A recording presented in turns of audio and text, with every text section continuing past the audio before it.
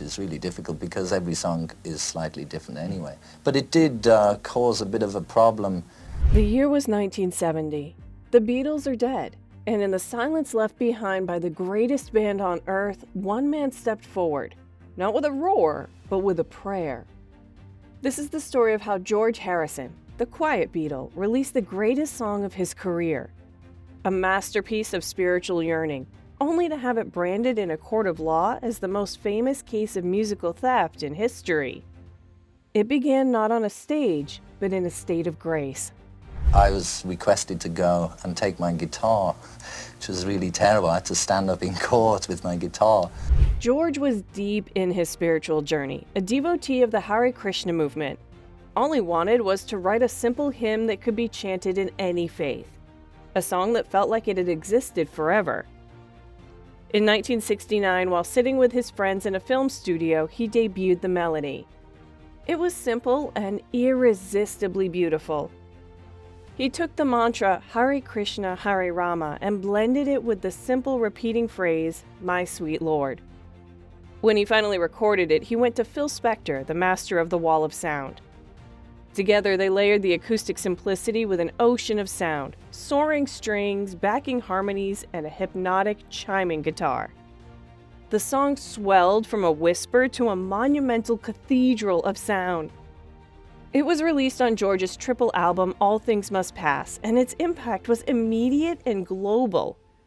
It shot to #1 across the world, the first solo #1 for any former Beatle. For a brief, shining moment, the quiet Beatle was on top of the world. He had delivered his masterpiece. But somewhere in the dusty filing cabinets of a New York music publisher, another song was waiting. A forgotten song, and it was about to change George's life forever. Because so many songs are like so many other songs. We ended up with musicologists in court where we had... Now, let's rewind 7 years. The year is 1963. George is still cutting his teeth in Hamburg, and on the other side of the Atlantic, a New York girl group called the Chiffons released a massive, buoyant hit called He's So Fine. It was pure bubbly pop, a song about a girl admiring a boy. It hit #1 in the US and remains a classic of the era. Flash forward to 1971. My Sweet Lord is dominating the airwaves. And that's when music executives, lawyers, and the owners of the copyright to He's So Fine, a company called Bright Tunes Music, began to listen very closely. The resemblance was noted almost instantly. The entire core of George's spiritual masterpiece, the famous opening that carries the listener through the entire song, the rising, repeating melody, was undeniably similar to the Chiffons track. In February 1971, Bright Tunes Music sued George, claiming that My Sweet Lord was a deliberate, blatant infringement of He's So Fine. George was staggered. He knew He's So Fine. Of course he did. He'd lived through the 1960s. But he insisted from the moment the writ was served until the day he died that he had never consciously copied it. He simply believed he was channeling a divine universal melody.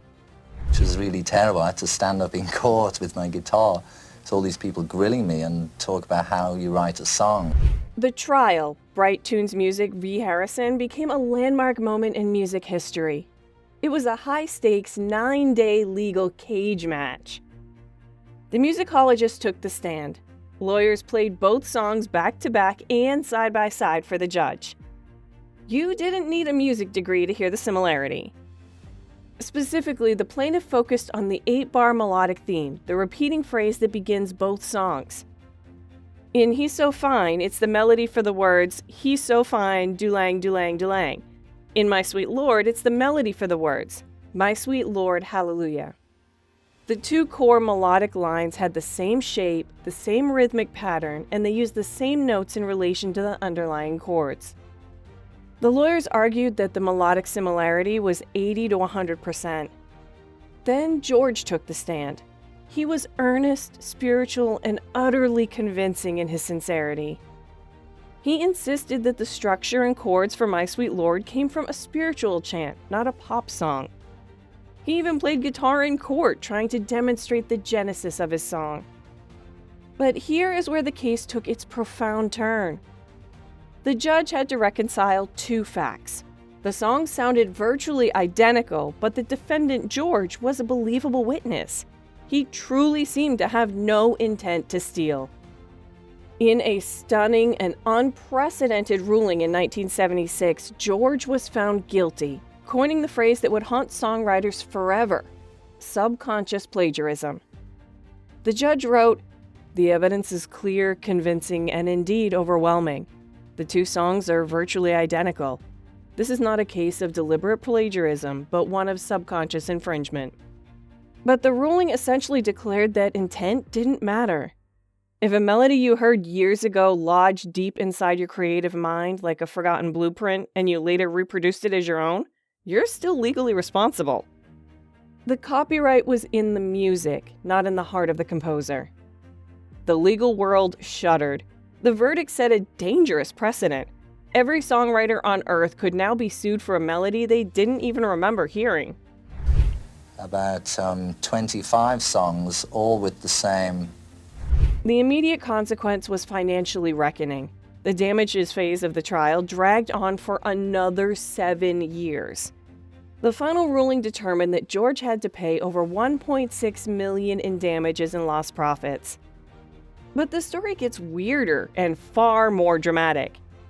Because of a complicated business move, the actual copyright for He's So Fine ended up being owned by a former manager of George named Alan Klein. When the court ordered the damages, it included the incredibly complex and ironic stipulation that George had to purchase the entire publishing company, the very company that owned the song he was found guilty of copying. He had to buy the copyright to a song he was ruled to have stolen. In the end, George's business entity, Harris Songs, ended up owning the copyright to both My Sweet Lord and He's So Fine. It was a staggering, complex financial loss, but the emotional cost was even higher. The lawsuit stripped away a piece of George's creative innocence. He felt that the ability to simply sit down and write a melody had been poisoned by fear.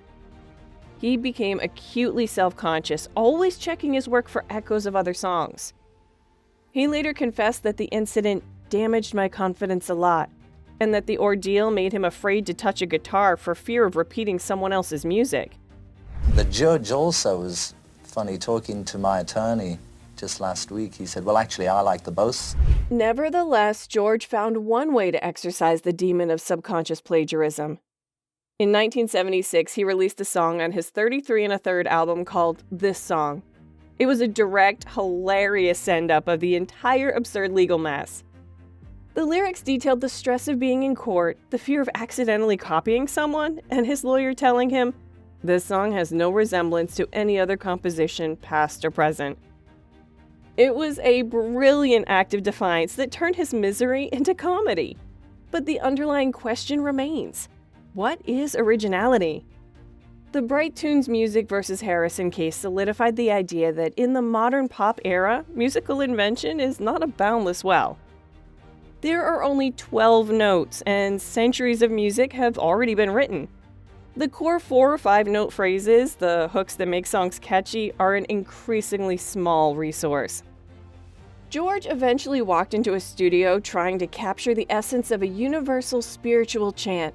He succeeded, creating a song that truly feels ancient and eternal.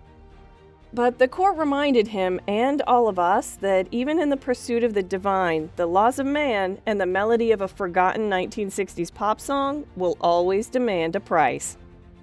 The quiet Beatle accidentally stole the greatest song ever, and the creative world has never been the same. Do you think George Harrison was guilty of plagiarism? Let us know in the comment section below. While you're at it, kindly like this video and subscribe to this channel for more videos like this. Thank you for watching.